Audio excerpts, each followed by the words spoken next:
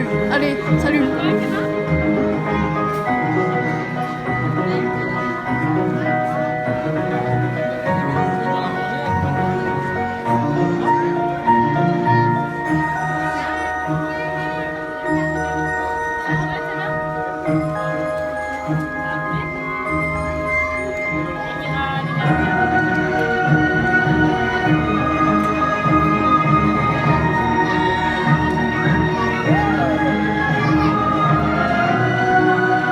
Bien sûr, je vais pas vous montrer tout, hein.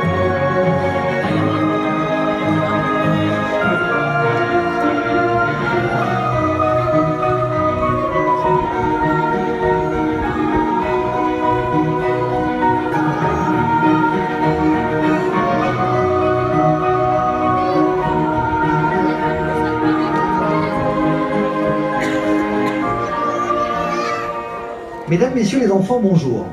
Soyez les bienvenus autour de ce bassin pour votre représentation pédagogique qui va commencer dans quelques instants. Auparavant, pour nos amis anglophones, un résumé de la représentation en anglais va être diffusé. Nous vous retrouvons juste après. Bonne représentation à toutes et à tous.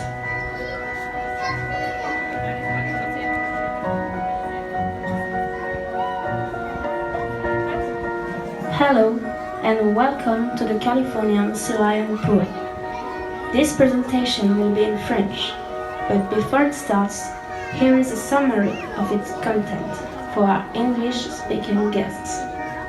Our new philosophy will guide you during your day with us. Discover, learn and enjoy. Animal parks have three purposes: research, conservation and education. The first goal is achieved thanks to the bond the animals have with their trainers, who teach them to cooperate for husbandry behaviors.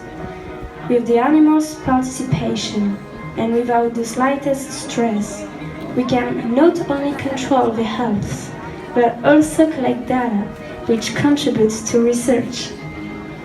The advances we have made in our knowledge of these animals give us the opportunity of helping their counterparts in danger in the wild. Marineland is involved in a conservation program for the Mediterranean monk seal. The wild population of this animal is estimated at a mere 600 individuals, and the species is therefore considered as endangered. It is, however, currently showing some signs of improvement. In 2016, reproduction in this species broke all records and increased from around 20 to 82 births. The last aim of our park is to make available a maximum of information to all our visitors. The animals you're about to see are Californian sea lions. As the name suggests, this species lives in California. Depending on where they live, they may eat fish, shrimps, or squid. Here, we feed them mainly fish, from 5 to 12 kilos per day. A lot of marine mammal species are facing pollution in the natural habitats. We all need to do our best to adopt the small, everyday eco-citizen actions that will make the difference. We hope you enjoy the presentation. Tu peux me dire? Donc, alors, ils ont expliqué que ici, tous les éducateurs faisaient très attention à la santé des animaux et qu'ils les entraînaient dans le respect de leur envie, qu'ils leur donnaient la même nourriture que quand ils sont en liberté, et que le parc est engagé dans un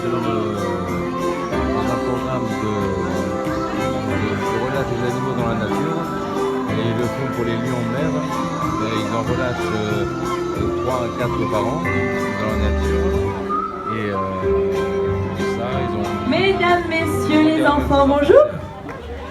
Soyez les bienvenus à Marineland pour cette nouvelle représentation de l'après-midi, la représentation des otaries de Californie. Alors on souhaitait partager un petit peu avec vous notre nouvelle philosophie qui se résume en 3 mots. Nous avons découvrir, apprendre et le mot qu'en général d'ailleurs tout le monde préfère, s'amuser.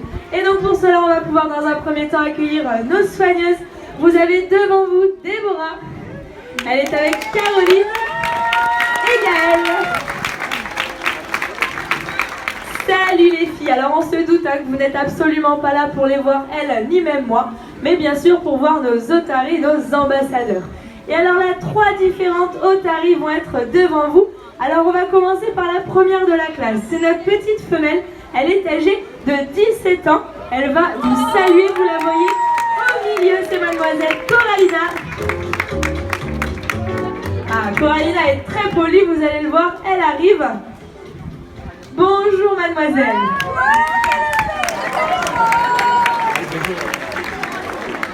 Avec Coralina, un autre individu beaucoup plus jeune cette fois-ci. Il va se présenter et c'est monsieur Beethoven.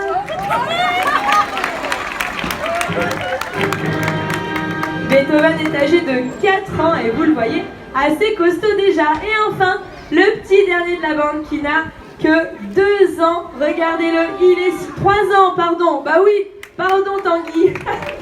C'est Tanguy. Bonjour Tanguy.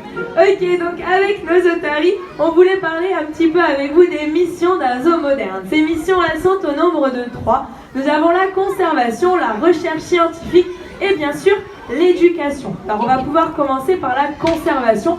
La Fondation Marineland d'ailleurs œuvre énormément pour la protection de beaucoup d'espèces. Vous le voyez devant vous d'ailleurs avec Gaëlle, et notamment la préservation du phoque. Alors par contre on vous montre un phoque mais devant nous des otaries évidemment. Et bien tout simplement pour vous sensibiliser à cette différence qu'il existe entre les phoques et les otaries. Connaissez-vous ces grandes différences ? Alors j'entends oui dans un premier temps les oreilles, tout à fait. Alors restez bien assis hein, mesdames, messieurs les enfants, vous allez voir nos animaux vont se rapprocher de vous.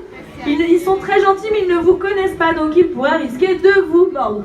Donc chez nos otaries, de belles et grandes oreilles qui ressortent, 2 gros pavillons externes alors que chez les phoques nous n'aurons que 2 petites points de la largeur d'une tête d'épingle, vraiment tout petit. Et je vous rassure, phoques et otaries entendent tout aussi bien les uns comme les autres, que ce soit sur la terre ferme comme dans l'eau. Cette deuxième différence, qu'est-ce que c'est? C'est quoi la deuxième différence? Les nageoires, tout à fait. Alors d'ailleurs, vous le voyez, hein, c'est ce qui permet à nos animaux de pouvoir se rapprocher de vous au niveau des gradins. C'est ce qui leur permet également de nous dire bonjour. Nos animaux sont très polis. Mais aussi et enfin de se cacher quand ils font des bêtises, croyez-moi, ils en font. Beethoven, montre-nous. Ah. Merci Beethoven. Donc de belles et grandes nageoires chez nos otaries, alors que les phoques, eux, n'ont que de toutes petites nageoires munies de grandes griffes, entre autres pour pouvoir faire des trous de respiration sur la banquise.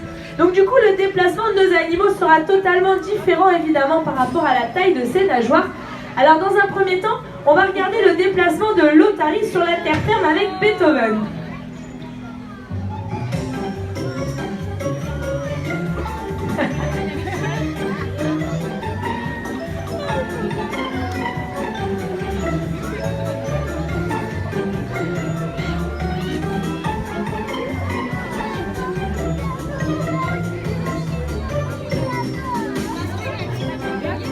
Merci mon cher Tanguy. Alors vous l'avez vu, hein, Beethoven n'avait tout simplement pas envie. C'est l'après-midi, ça doit être l'heure de la sieste. Il n'a peut-être pas bu son café, je ne sais pas. On va retenter quand même